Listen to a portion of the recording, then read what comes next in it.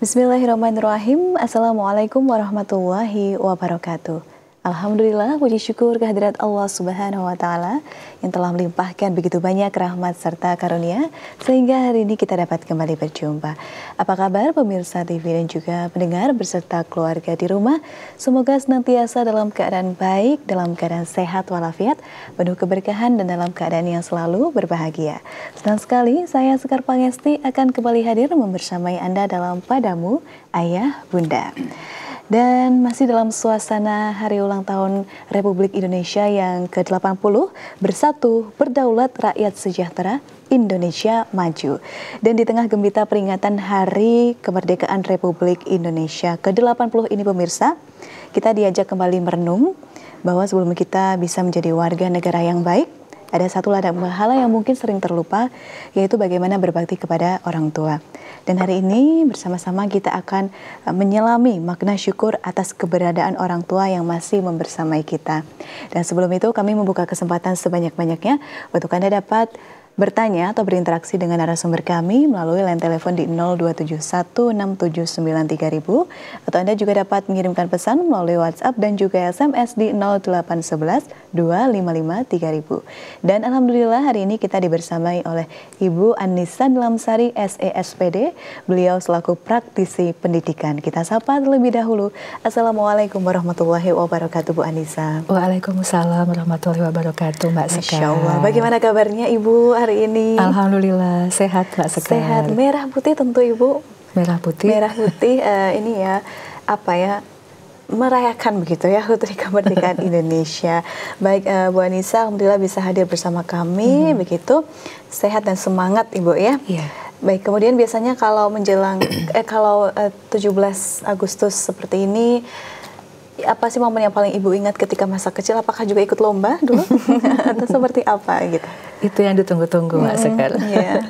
Baik, kemudian Ibu soal keluarga, Ibu Anissa itu termasuk anak yang dididik atau dibesarkan dalam keluarga yang seperti apa? Apakah ayah dan bundanya Bu Anissa ini termasuk orang tua yang disiplin atau seperti apa begitu? Iya. Alhamdulillah, terima kasih Mbak Sekar. Kalau kita mengingat orang tua kita, pastinya ada sedikit rasa haru. Iya. Banyak ya, bukan sedikit. Orang tua kita adalah sosok yang berjasa, yang luar biasa. Iya. Jadi ketika bicara tentang orang tua saya, maka mereka adalah orang tua yang baik. Mereka orang tua yang senantiasa menuntun saya untuk menjadi anak perempuan satu-satunya yang baik dalam lingkungan, kemudian juga bisa menjadi seorang anak perempuan yang mereka seperti apa yang mereka harapkan. Anak perempuan satu-satunya? Satu-satunya. Dalam keluarga ada berapa anak? Karena kan hanya dua, satu laki, satu perempuan. Satu perempuan, satu laki-laki iya, gitu betul. Ya, Masya Allah. Baik, kemudian saat ini Bu Anissa juga sudah menjadi orang tua dari 3 jagoannya yang Insya Allah solid dan juga hebat. Apa sih Bu momen yang paling berkesan bagi Ibu begitu? Karena memiliki anak itu iya. Ternyata tidak mudah menjadi orang tua Mbak Sekar. Maka, dan momen yang paling menyentuh khususnya seperti itu? Pastinya ketika melahirkan mereka, dan kemudian ketika mulai untuk menentukan arah pendidikan, kemudian bagaimana mereka itu harus bisa, nih bahasa orang tua gitu ya, harus bisa menjadi seperti apa yang kita mau. Itu butuh perjuangan, dan ternyata perjuangan itu menuntut kita untuk belajar banyak agar apa yang kita inginkan dapat dicerna dengan baik oleh anak-anak kita, dan ketika mereka melakukan apa yang kita mau itu rasanya luar biasa sekali itu Mbak Sekar. Baik. Ternyata momen sederhana seperti itu juga sangat bermakna bagi Ibu dan merupakan rasa syukur gitu ya. Betul. Baik, kemudian Bu Anissa di tengah kesibukan Bu Anissa, Masya Allah, sebagai praktisi pendidikan, sebagai istri juga, sebagai seorang ibu begitu. Bagaimana Bu Anissa tetap bisa membagi waktu tersebut, tapi juga tetap bisa berbirrul walidain terhadap orang tua? Iya, insya Allah semuanya dilandasi dengan semangat. Karena kita tahu bahwa hidup itu waktunya sangat singkat, terbatas sekali. Saat kita tahu bahwa umur kita tidak ada yang tahu, maka kita berusaha untuk betul-betul memanfaatkan waktu ini sebaik mungkin. ingat 5 perkara sebelum 5 perkara ya Mbak Sekar, itu yang selalu menjadi moto hidup, bahwa saat saya masih diberikan oleh Allah umur panjang, apa yang harus saya lakukan. Dan ketika saya sudah mulai berpikir terkait dengan waktu, maka saya pun harus bisa membagi waktu dengan sebaik-baiknya untuk menjalankan setiap peran yang Allah berikan kepada saya, menjadi seorang istri, menjadi seorang ibu, dan tidak lupa menjadi seorang anak. Masya Allah. Jadi bisa apa ya Bu, terbagi dengan maksimal semuanya. Insya Allah diusahakan seperti itu, mudah-mudahan. Seperti itu. Ya. Tapi untuk sampai saat ini, sampai detik ini, momen apa atau mungkin kegiatan atau rutinitas apa yang masih Ibu lakukan sehingga masih sangat dekat dengan Ibu begitu? Telepon ya. Telepon. Jadi telepon, jadi alhamdulillah kebetulan ibu juga sama-sama mengaji sehingga aktivitas itu sering dilakukan bersama dengan ibu. Dan karena memang terbiasa dari kecil ngobrol dengan ibu satu-satunya tempat curhat. Jadi tidak ada orang lain yang tahu mungkin detailnya saya kecuali ibu saya. Mungkin seperti itu Mbak Sekar. Itu betul-betul ya, Ibu Anissa syukuri ya, karena mungkin tidak semuanya memiliki kedekatan seperti itu atau memiliki rasa aman atau rasa percaya bercerita atau mencurahkan apa yang sedang ia rasakan terhadap bundanya. Tapi Bu Anissa sampai saat ini Masya Allah bahkan sudah menjadi seorang ibu, menjadi seorang istri pun masih sangat dekat dengan ibundanya. Insya Allah mudah-mudahan bisa istiqomah untuk membersamai beliau, karena sebenarnya kami pun juga masih banyak kekurangan Mbak Sekar. Sebagai seorang anak, apalagi perannya kan sudah beralih ya, dari seorang anak menjadi istri, yang mana otomatis kita lebih mendahulukan suami daripada orang tua kita. Tetapi menjaga hubungan dengan orang tua itu sangat penting, karena kita masih membutuhkan doa-doa mereka, membutuhkan support mereka. Jadi dalam setiap kegiatan, ibu doain ya, bapak doain ya, itu rasanya kalau sudah bilang seperti itu sudah seperti insya Allah akan dimudahkan. Insya Allah, ini merupakan inspirasi buat kita semua ya, supaya nanti kalau saya pun juga ketika sudah seperti Bu Anissa tetap bisa menjalin hubungan yang baik dengan Umi terutama, dengan orang tua juga. Baik, kita ke tema Ibu ya, bahwa Hari Kemerdekaan ini kan seringkali dirayakan dengan gegap gempita seperti itu. Tapi sebetulnya apa makna syukur yang lebih dalam dari itu? Kemudian pandangan Ibu kaitan syukur terhadap kemerdekaan dan juga atas keberadaan orang tua. Iya. Kalau kita bicara terkait dengan syukur kepada orang tua, sebenarnya ini adalah hubungan yang paling dekat yang memang diperintahkan oleh Allah, serta dalam fase kehidupan kita, syukur kepada orang tua itu justru bisa dikatakan sebagai hal utama yang harus kita lakukan. Karena sebagai makhluk sosial, orang tualah manusia atau sosok seseorang yang paling dekat dengan kita di awal kehidupan kita. Mereka yang melahirkan kita. Dan pastinya Mbak Sekar, ketika kita bicara mengenai syukur orang tua ini, kita tahu bahwa era zaman terus berubah. Terkadang kebalik, kita lebih bersyukurnya itu di luar, yang jauh-jauh dengan kita. Seperti misalnya, boleh kita bersyukur pekerjaan kita, boleh kita bersyukur dengan mungkin teman-teman kita yang baik-baik, yang mensupport kita. Tetapi kita harus ingat bahwa kita ada saat ini karena orang tua kita. Maka jangan lupakan itu. Sementara kalau kita bicara terkait dengan agama, ternyata kedudukan syukur kepada orang tua ini ada di bawah kedudukan syukur kita kepada Allah. Jadi itu yang tidak boleh kita lupakan, karena bentuk syukur kita kepada orang tua adalah cara kita beribadah kepada Allah dengan lebih baik. Dan insya Allah dari proses kemerdekaan ini, harapannya kita tidak melupakan sejarah tetapi kita tidak melupakan orang tua kita, kebaikan orang tua kita. Kita tidak melupakan segala nikmat yang Allah berikan kepada kita. Salah satunya adalah orang tua kita. Dan itu yang harus kita pupuk, apalagi orang tua kita masih ada. Jangan pernah berhenti untuk meminta doa restu mereka, karena sesungguhnya doa mereka, restu mereka itu yang paling tulus untuk kesuksesan kita, untuk kebaikan kita dunia akhirat insya Allah. Iya, Masya Allah Bu Anissa. Tapi terkadang kita melupakan rasa syukur terkait masih adanya orang tua. Terkadang kita juga lebih banyak menyenangkan orang lain, seperti mungkin apa ya Bu, atasan di kantor, Iya. atau mungkin teman-teman kita gitu Iya, ya, atau iya. orang lain yang menurut kita itu memberikan privilege. Padahal justru orang tua lah yang harusnya kita syukuri keberadaannya. Kan kita juga misalnya bersodakoh, katanya sodakoh yang paling baik itu adalah sodakoh kepada keluarga sendiri begitu ya. Baik, Bu Anissa, tadi kan terkait keberadaan orang tua begitu.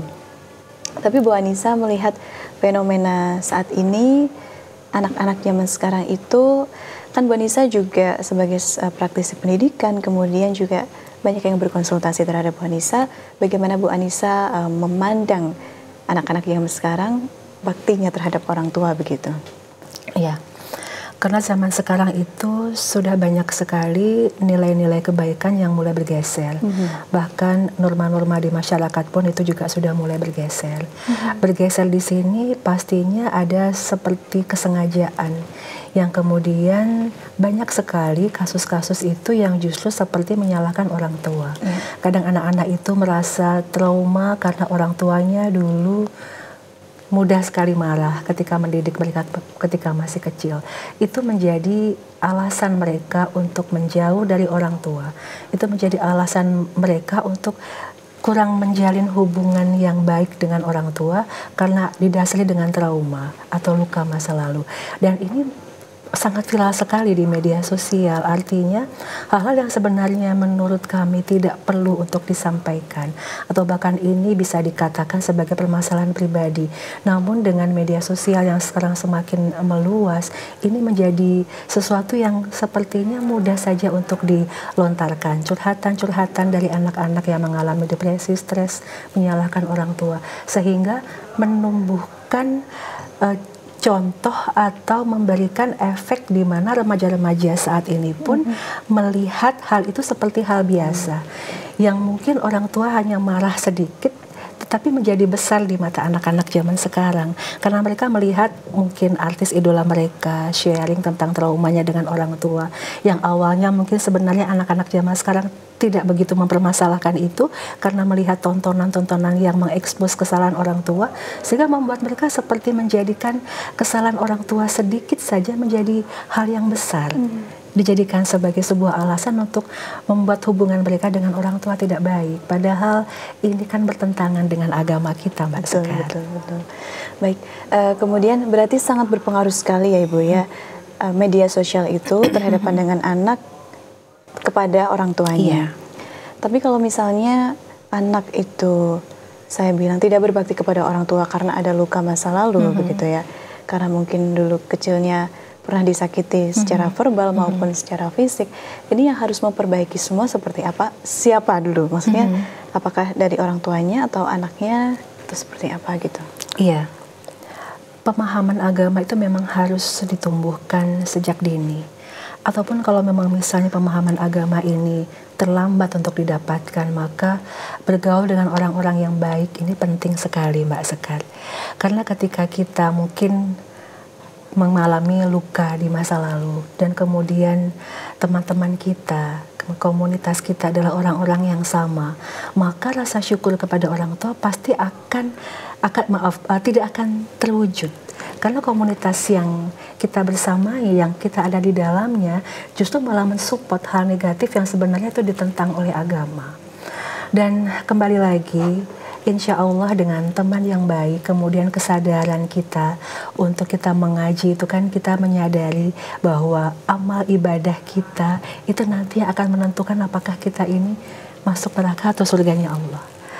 Nah, itu yang menjadi dasar kenapa kita tetap harus memaafkan orang tua kita atas segala kesalahan mereka. Karena ini bukan mau kita, tapi ini maunya Allah. Ini bukan keinginan kita, tapi ini keinginan yang sudah Allah berikan informasinya di dalam Al-Quran untuk kita bersyukur kepada orang tua apapun kesalahan yang orang tua lakukan kepada kita. Bahkan kita meminta kepada orang tua kita untuk diberikan kasih sayangnya Allah, kemudian dilapangkan kuburnya. tidak mungkin hal itu akan terucap kalau kita masih marah dengan orang tua kita. Dan di Al-Quran pun kan dijelaskan bahwa untuk memaafkan setiap kesalahan orang itu pun juga perintah Allah. Jadi dengan ilmu agama, pedoman-pedoman yang sudah Allah tetapkan di dalam Al-Quran dan Sunnah, itu yang harus kita fahami, itu yang harus kita resapi, bahwa apapun yang kita lakukan apabila kita niatkan karena Allah, hanya mengharapkan ridhonya Allah, dan hanya betul-betul ini kita lakukan agar Allah memberikan rahmatnya kepada kita, maka kita akan mudah untuk memaafkan segala kesalahan-kesalahan yang orang tua kita lakukan, bahkan sampai menjadikan sebagai sebuah trauma. Memaafkan di sini bisa dikatakan dalam hati itu kita sudah melupakan. Tetapi apabila ada sesuatu yang masih tersisa, tetap bismillah, karena Allah saja saya menyambung silaturahim dengan orang tua saya. Meskipun mungkin ketika dalam proses silaturahim ada sedikit kekakuan dan ada sesuatu yang tidak dekat atau kurang nyaman, canggung begitu, tapi bismillah, saya lakukan ini karena Allah, maka akan terjadi itu. Dan insya Allah balasan kebaikan adalah kebaikan pula. Niat kita baik, maka insya Allah orang tua pun akan menyadari kesalahannya, dan mungkin suatu saat kita akan melihat, terima kasih nak, kau memaafkan kesalahanku. Seperti itu. Masya Allah, ya. Baik, berarti mungkin saat ini teman-teman yang menyimak Bu Anissa, apa yang Ibu sampaikan begitu, kan insya Allah lebih tahu begitu ya. Berarti kita yang harus menyesuaikan diri, mungkin berkumpul dengan orang-orang yang soleh, insya Allah, yang memberikan dampak positif terhadap kita, mungkin di majelis-majelis taklim. Karena kan juga banyak pergaulan di sana dengan perkumpulan teman-teman yang mohon maaf melakukan kegiatan-kegiatan negatif setelah ditelusur, karena memang di dalam rumahnya itu sangat berisik begitu. Mungkin dari anak-anak yang mohon maaf ini broken home dan sebagainya, seperti itu. Nah, baik Bu Anissa, kemudian tadi kita berusaha untuk memaafkan orang tua meskipun itu juga butuh proses, karena ada yang namanya trauma dan sebagainya. Kalau dibilang, aduh Bu, tapi berat sekali Bu, saya sangat berat, itu adakah solusi yang mungkin bertahap, pelan-pelan bisa kita lakukan? Ada tips dari Bu Anissa begitu? Apabila kita ingin menyampaikan luka batin kita kepada orang lain, maka sampaikanlah setiap luka batin kita itu kepada orang yang tepat. Jadi tidak kita umbar luka itu kepada setiap orang. Artinya kalau tadi disampaikan, saya masih berat untuk memaafkan orang tua saya, itu adalah bentuk terapi untuk mencurahkan setiap rasa yang dipendam selama ini. Boleh, dan itu wajar untuk menyampaikan hal tersebut. Namun, sampaikan kepada orang yang tepat. Tidak setiap orang disampaikan bahwa saya masih berat memaafkan orang tua saya. Ketika kita menyampaikan kepada orang yang tepat, setidaknya kita sudah lega, Mbak Sekar. Kita sudah lega bahwa orang tua saya dulu begini, saya sampai seperti ini karena orang tua saya begini. Rasanya masih berat untuk memaafkan kesalahan orang tua saya. Ketika kita menyampaikan itu kepada orang yang tepat, maka insya Allah kita akan dibantu untuk mengobati luka batin itu. Hingga nanti endingnya curhat itu jadi bermanfaat untuk perbaikan. Bagaimana nanti kita bisa pelan-pelan belajar memaafkan kesalahan orang tua. Seperti itu Mbak Sekar. Baik, ya. Masya Allah. Lebih kepada bagaimana kita tidak mengekspos setiap apa yang terjadi di masa lalu kita yang mungkin menyakitkan. Kita bisa berkonsultasi kepada orang-orang yang akan memberikan efek yang positif kepada kita. Kemudian kita tahu bahwa curhatan kita ini tidak hanya didengar, tetapi juga akan dibantu untuk menyelesaikan solusinya, sehingga nanti orang yang mendengarkan curhatan kita akan pelan-pelan memberikan nasihat. Sebagai contoh misalnya, oke, ayo sampaikan lagi apa saja yang orang tuamu lakukan saat dulu. Ketika emosi ini sudah keluar dengan sempurna, maka kita menjadi lega. Sebenarnya permasalahan yang terjadi adalah ketika seseorang menahan luka, itu bisa menjadi trauma, menjadi rasa sakit yang mendalam. Tetapi ketika sudah disampaikan kepada seseorang, sudah didengarkan, itu adalah obat sebenarnya. Itu sudah cukup. Nah, kalau yang mendengarkan permasalahan kita adalah orang yang tidak memberikan solusi, namun memberikan permasalahan itu semakin tidak selesai-selesai, maka kita sendiri sebenarnya yang rugi ketika curhat dengan orang tersebut. Baik, berarti tetap harus disampaikan. Harus disampaikan Sebisa mungkin Iya. dan kepada orang yang tepat, Kepada orang yang tepat. menyelesaikan dan juga memberikan solusi yang positif. Kepada siapa, Bu? Kadang kalau misalnya kepada teman mana yang harus saya percaya? Kalau ke psikolog, ya ada orang yang masih percaya, ada juga yang mungkin tidak percaya. Nah, kalau Bu Anissa sendiri lebih prefer yang mana nih? Lebih kepada orang yang mengerti agama. Masya Allah. Ya. Iya. Karena orang yang mengerti agama, apabila dia memang adalah teman kita, ketika kita tahu dari sekian banyak teman kita, kita melihat sepertinya beliau nih yang bisa saya percaya untuk menjadi tempat sharing saya agar luka ini cepat sembuh, agar saya menjadi lebih longgar, menjadi lebih lega terhadap setiap luka batin yang pernah terjadi, yang nanti kalau tidak saya sampaikan efeknya akan mempengaruhi perilaku saya ke depan. Maka ini harus keluar. Ketika disampaikan kepada orang yang paham agama, maka orang tersebut akan menuntun ke jalan yang lebih benar, insya Allah. Ya. Berarti bukan siapa orang yang misalnya teman atau psikolog, tapi kembali lagi kepada orang yang paham agama. Yang paham Entah agama. itu nanti teman ataupun siapa begitu ya. Atau orang tua juga kalau paham agama bisa juga. Begitu ya, baik. Baik Bu Anissa, terima kasih untuk segmen ke pertama. Nanti kita akan lanjutkan di segmen kedua. Kita akan break sejenak Bu Anissa. Iya. Baik pemirsa MTA TV dan juga pendengar dimanapun Anda berada, jangan kemana-mana, tetap bersama kami dalam Padamu Ayah Bunda. Baik pemirsa MTA TV dan juga pendengar dimanapun Anda berada, terima kasih banyak masih bersama kami dalam Padamu Ayah Bunda.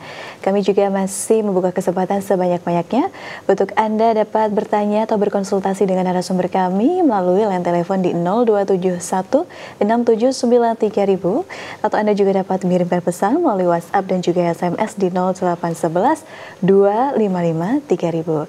Dan masih kita lanjutkan perbincangan kita bersama Ibu Anissa Nilamsari SES SPD, beliau selaku praktisi pendidikan. Masih semangat Ibu ya? Siap. Semangat 17 Ibu. Iya, bersatu berdaulat, rakyat sejahtera, Indonesia maju. Merdeka. Merdeka. Baik, Bu Anissa, sudah ada pertanyaan yang masuk, kita akan bacakan terlebih dahulu. Ini dari Lita di Sragen. Assalamualaikum, saya punya keinginan besar untuk memberangkatkan orang tua umroh, tapi kondisi ekonomi belum mencukupi. Apakah keinginan ini sudah termasuk birrul walidain meski belum terlaksana, Bu Anissa? Iya. Allah pun telah memberikan kepada kita sebuah penjelasan bahwa niat yang baik itu dihitung satu pahala. Ketika kita meniatkan apapun dan niat itu baik, terlebih ini kepada orang tua, maka insya Allah tidak ada yang sia-sia. Allah akan tetap memberikan pahala untuk kita. Dan insya Allah dengan niat yang baik, prasangka yang baik, tidak ada yang tidak mungkin. Apalagi ini sudah sampai kepada Allah, sudah didoakan kepada Allah.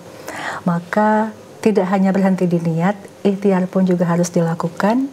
Insya Allah ketika itu sungguh-sungguh ingin diberikan kepada orang tua kita, maka insya Allah jalan keluar pun akan segera terwujud. Termasuk birrul walidain. Baik, berarti niat yang baik insya Allah sudah dihitung sebagai pahala. Betul, betul. Walaupun nanti mewujudkannya masih butuh waktu yang cukup lama begitu? Iya, yakin kepada Allah bahwa untuk waktu itu Allah tidak pernah memberikan batasan. Bahkan ada yang niat hari ini, bulan depan bisa berangkat. Karena segala sesuatu ketika itu niatnya baik, Allah pasti akan memberikan jalan keluarnya. Kan barang siapa yang prasangkanya baik kepada Allah, Allah akan berprasangka baik dan juga akan mewujudkan prasangka itu kan Mbak Sekar. Maka jangan pernah putus asa, selalu niatkan kebaikan untuk orang tua kita, karena itu juga merupakan salah satu bentuk birrul walidain. Karena niat itu kan juga bagian dari tubuh kita, hati ya, niat itu kan ada di dalam hati kita, itu juga bagian dari tubuh kita. Maka ketika hati kita berniat baik, insya Allah itu juga sebuah kebaikan dan akan mendapatkan pahala di sisi Allah. Insya Allah. Baik Bu Anissa, terkait umroh begitu ya, misalkan ini kita mendapatkan rezeki atau hadiah umroh gratis begitu, tapi hanya satu paket. Tapi kita tahu misalnya ibu kita atau ayah kita sangat ingin siap. Kita berarti kalau bisa mendahulukan atau seperti apa nih Bu? Iya, tetap kita tawarkan kepada orang tua kita, karena kita tahu beliau sangat ingin. Dan yakinlah pemirsa MTA TV dan pendengar radio bahwa ketika kita mendahulukan orang tua kita dalam hal apapun, itu nanti Allah juga akan mencukupkan kita sebenarnya. Insya Allah, iya. Siapa tahu setelah kita menawarkan kepada orang tua, tiba-tiba ada rezeki datang 2 paket gitu ya. Jadi bisa berangkat bareng, Masya Allah. Atau Allah datangkan rezeki untuk kita sendiri sehingga kita pun juga bisa umrah bersama orang tua. Betul, karena kan sebenarnya kan bersyukur kepada orang tua itu kan perintah Allah, yang Allah berikan kedudukannya itu kan ada setelah kita bersyukur kepada Allah. Maka perintah ini kan adalah perintah yang mulia, sangat mulia. Maka saat kita mendahulukan orang tua kita untuk memberangkatkan umroh, padahal hanya satu, kita sampaikan kepada mereka, kita akan membuat mereka bahagia. Tapi kembali lagi, yang namanya orang tua itu kadang Mbak Sekar, mereka kemudian nanti menanyakan balik kepada kita, "Loh, kamu kan juga belum umroh," kan seperti itu. Kamu aja, biasanya orang tua tuh seperti itu. Nah, maka dari situ nanti insya Allah ketika doa, kemudian kita minta sama orang tua kita, doakan mudah-mudahan saya ada rezeki, siapa tahu nanti bisa berangkat bareng-bareng ya Mbak Sekar ya, seperti tadi yang Mbak Sekar sampaikan. Iya.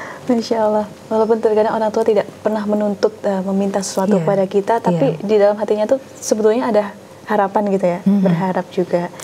Ya tetap kita dahulukan orang tua, itu adalah bentuk birrul walidain, dan mudah-mudahan Allah membalas kebaikan kita dengan tadi ya bisa berangkat bersama mungkin ya.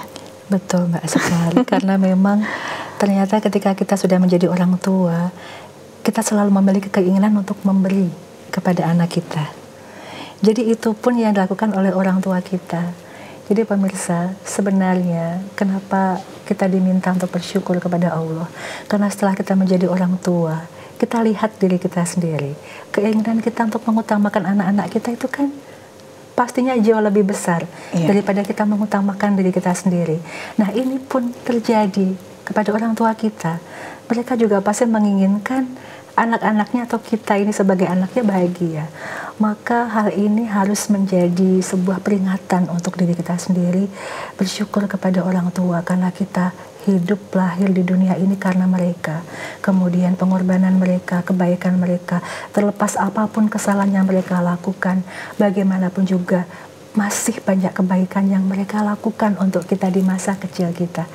Mungkin bisa jadi yang paling ringan mengantarkan kita sekolah, menyiapkan bekal, memilihkan sekolah yang terbaik. Itu adalah bagian-bagian kebaikan yang tidak bisa kita lupakan. Kita bisa seperti sekarang juga pasti karena doa-doa orang tua kita. Insya Allah, ya. Terima kasih banyak Bu Anissa atas nasihatnya. Baik, kemudian ke pertanyaan berikutnya, Bu Anissa. Assalamualaikum, dari hamba Allah di Klaten. Ini bagaimana menyikapi orang tua yang terlalu memanjakan anak bungsunya dan kadang membuat kami yang lain merasa terabaikan. Apakah protes termasuk durhaka, Bu Anissa? Terima kasih atas pertanyaannya. Nah, yang ini yang mau saya tanyakan balik. Protes ini seperti apa? Kalau kita mengatakan protes, ini kan pasti berkomunikasi. Ada 2 hal yang saya tangkap, protes di sini harus marah-marah atau menyampaikan kepada orang tua. Kalau menyampaikan kepada orang tua itu wajar dan itu nggak apa-apa ditanyakan. Orang tua kita juga akan senang ketika ada sesuatu yang terjadi, kemudian kita tanyakan kepada orang tua kita. Seandainya mohon maaf misalnya kita temukan orang tua kita tersinggung, kita akan bisa kemudian menyampaikan permohonan maaf.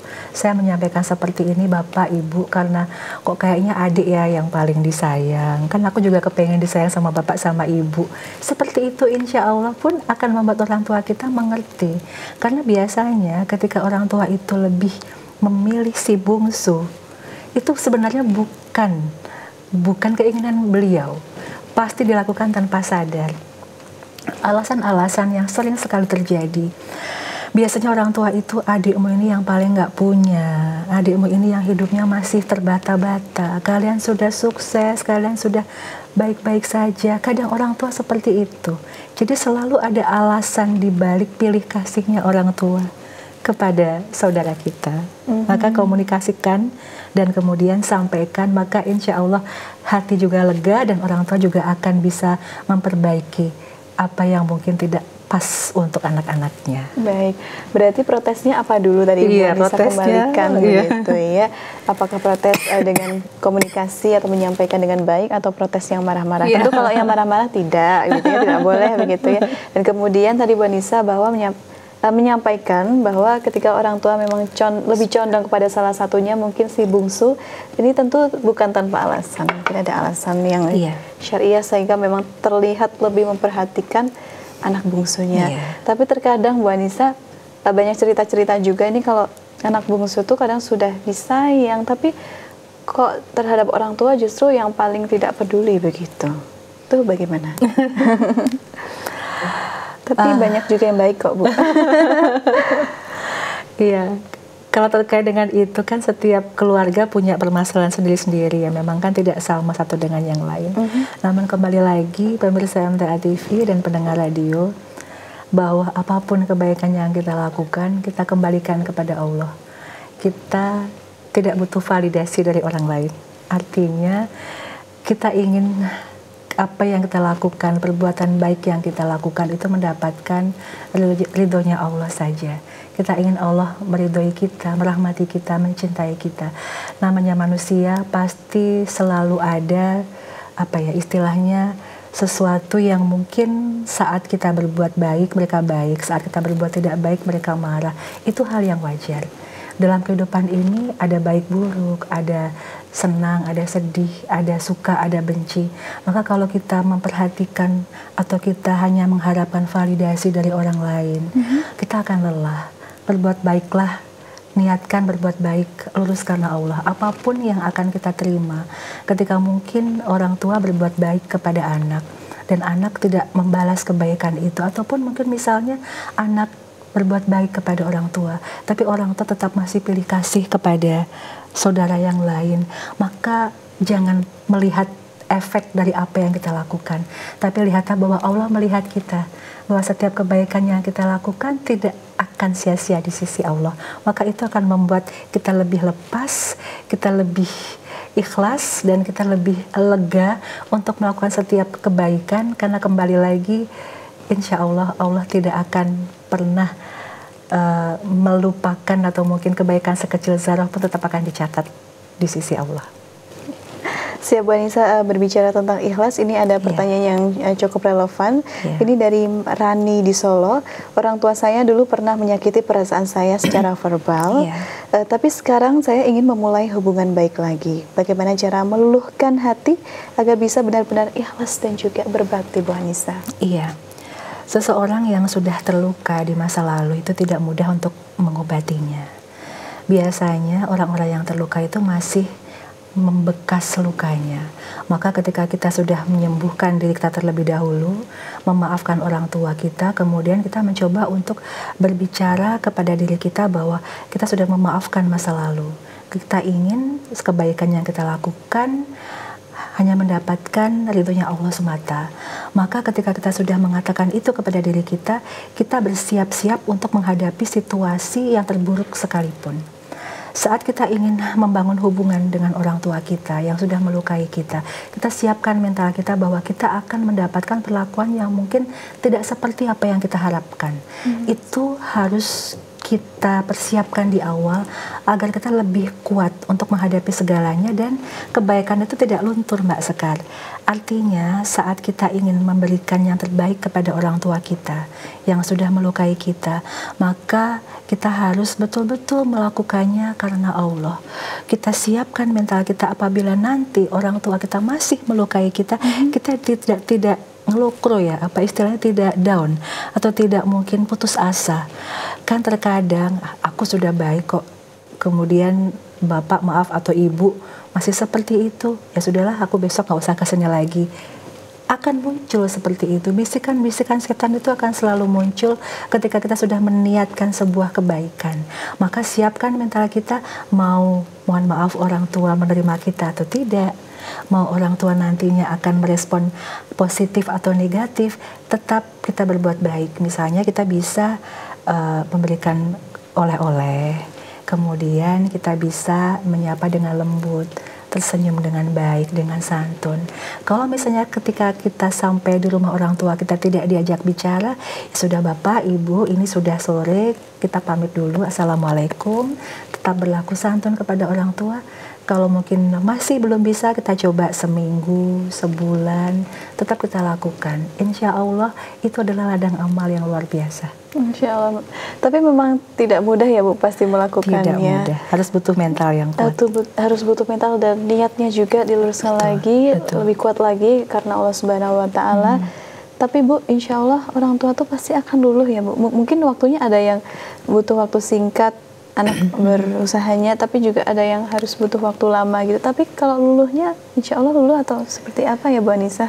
Karena sifat manusia itu kan, egonya itu kan kadang lebih maju ya, mereka lebih mengedepankan ego.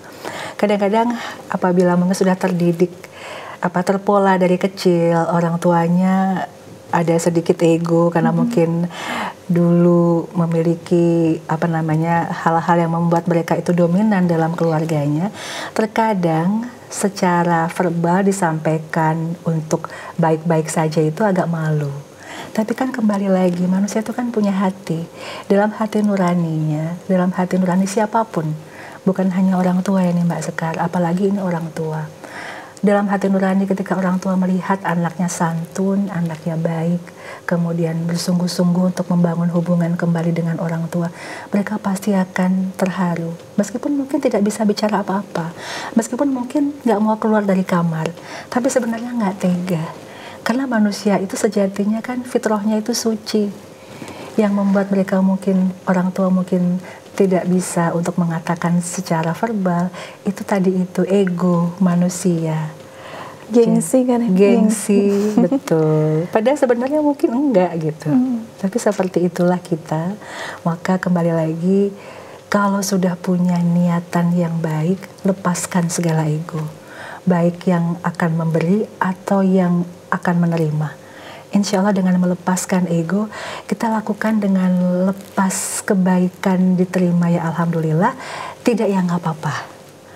Apabila kemudian nanti orang tua kita merespon tidak baik, tetap ingat kembali di Al-Qur'annya bahwa perintah Allah bersyukur kepada orang tua, mengingat kebaikan orang tua.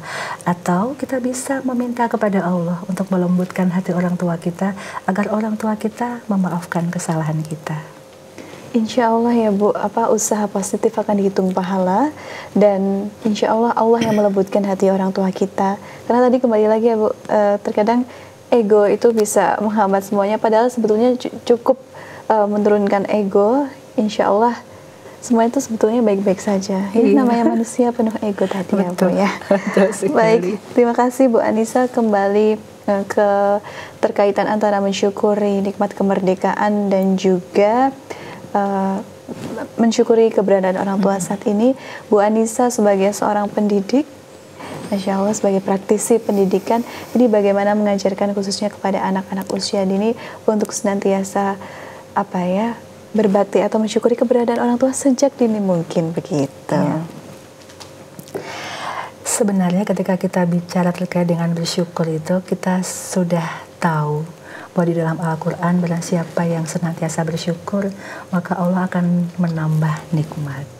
Kembali lagi, karena ini adalah perintah Allah, maka syukur nikmat atas kehadiran orang tua itu adalah suatu ibadah yang mulia, suatu ibadah yang memang diperintahkan oleh Allah langsung kita sebagai orang tua. Bahkan ada doa untuk mendoakan orang tua. Bahkan ada ayat yang menjelaskan tentang pengorbanan orang tua, tentang segala hal yang orang tua lakukan kepada kita, baik dari mulai mengandung, menyusui, memberikan pendidikan. Maka dari itu bersyukur ini adalah salah satu bentuk untuk terus berpikir positif terhadap apa yang telah terjadi dalam kehidupan kita, mengingat segala kebaikan yang orang tua berikan kepada kita, tidak membandingkan orang tua kita dengan orang lain, kemudian tidak mengingat masa lalu, kemudian tidak membebankan kesalahan orang tua itu sebagai sebuah alasan untuk tidak hormat dan tidak patuh kepada mereka. Karena janji Allah, ketika kita bersyukur kepadaku, aku akan tambah nikmatnya. Ketika kita bersyukur kepada orang tua, maka insya Allah Allah akan berikan jalan keluar terhadap setiap permasalahan yang terjadi antara orang tua dan anak. Dan kembali lagi kepada anak-anak yang telah lahir dari orang tua, seperti saya misalnya. Kan kita juga ingin agar anak-anak kita pun bersyukur atas kehadiran kita. Kita juga menginginkan agar anak-anak kita pun menjadi anak-anak yang qurrata ayun. Maka bagaimana kita bisa memiliki anak-anak yang qurrata ayun apabila hubungan kita sendiri dengan orang tua tidak baik, apabila kita tidak bersyukur kepada orang tua kita. Maka jadikanlah kita sebagai teladan baik untuk anak-anak kita maupun juga untuk orang tua kita. Seandainya dulu orang tua kita punya image yang tidak baik tentang kita, sekarang kita sudah berubah menjadi anak yang lebih baik, yang lebih soleh, soleka, sehingga membuat mereka bangga dan bahagia, membuat doa-doa mereka kepada kita terus mengalir, bahwa anakku yang dulu seperti ini sekarang sudah berubah menjadi anak yang soleh. Berikanlah kemudahan rezeki, berikanlah kesehatan, panjang umur. Selagi orang tua masih ada, tetaplah terus menjalin hubungan yang baik dengan orang tua.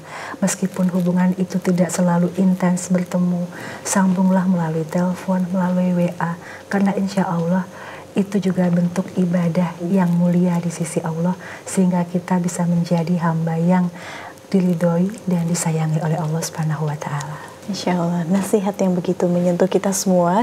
Semoga kita bisa menjadi anak yang terus menjalin hubungan baik kepada orang tua, baik itu ketika kita dekat di sisinya maupun jauh di sisinya. Bu Anissa, semoga kita bisa mencontoh apa yang Ibu sampaikan tadi, mudah-mudahan bisa mewujudkannya.